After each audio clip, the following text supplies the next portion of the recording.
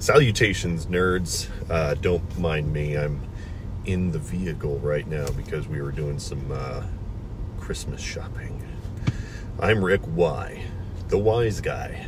And today is December 3rd, 2024.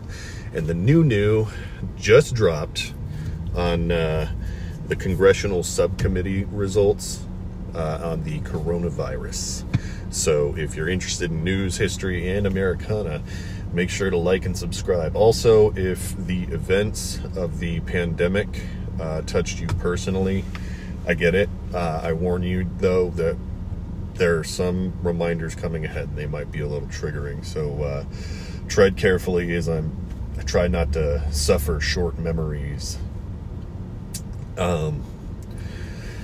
So in 2019, an event shook we humans unlike anything since the Spanish flu.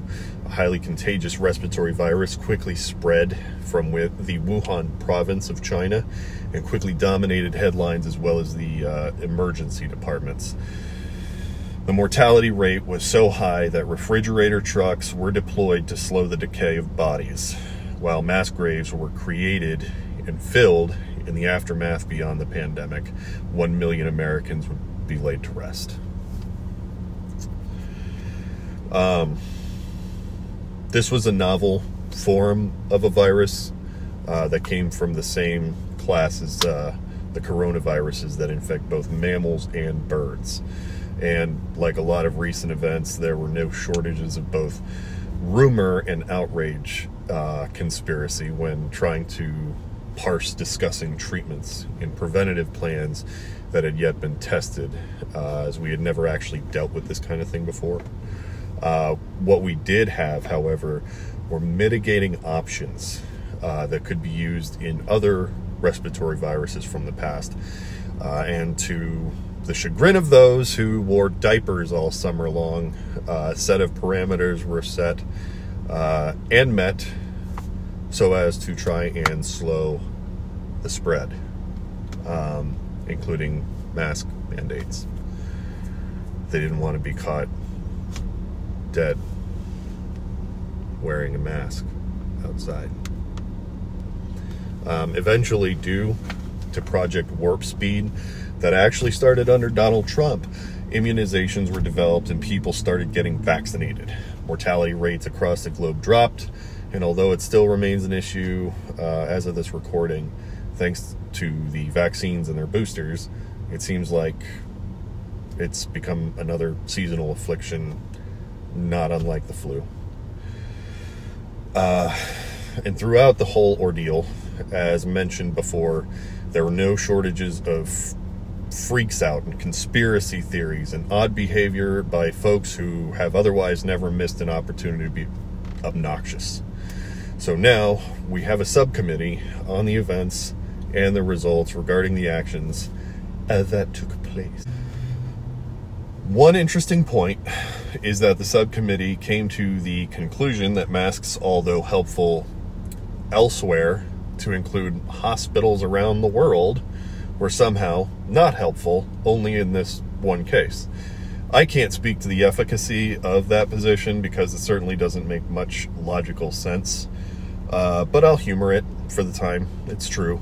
Republican lawmakers miraculously found a way to come to the results that they began the whole process with to begin with.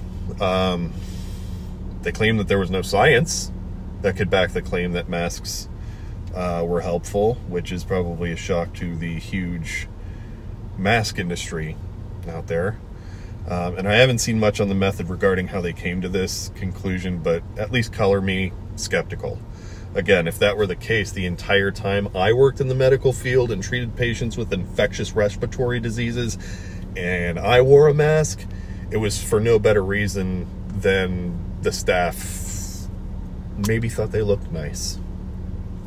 Another interesting finding is that it was also harmful to the economy, which is tremendously obvious to everyone who lived through the time period, and that it caused developmental harm to children in their education. Again, to the surprise of everybody who had a child during that time. And this is where I want to kind of stop and remind folks that at like no point when these unfortunate things went into effect did any serious authority even imply that it wouldn't be detrimental to both of those systems. So, you know, none of these are a big surprise. Furthermore, while indicating that it did do harm to our economy and those of other established nations, they didn't communicate that it was also effective in slowing the spread in highly populated areas, which again was kind of the point. Nobody was really excited about these measures. Another, albeit small, issue was the 6-foot social distancing, so as to lessen the risk. And although it didn't bother me, because I understood personally that being nut to butt with a stranger in Walgreens wasn't important in the long run when it comes to how far a person exhales, I know how many people may want to cite this as a win, and go ahead if that makes you happy. Anybody who grew up in the 90s and before then ate in restaurants with smoking sections, and they made just about as much scientific sense. Same with farting in an elevator. Other mitigating efforts at the time included travel restrictions, which the subcommittee results do cite as being beneficial in saving lives. Beyond that, the subcommittee also agreed with the investigators that although it may have actually come from a Wuhan laboratory, there's still no evidence to support that it was some kind of intentional weapon of mass destruction, as purported by many conservatives who were like up in arms over every little thing that they were told.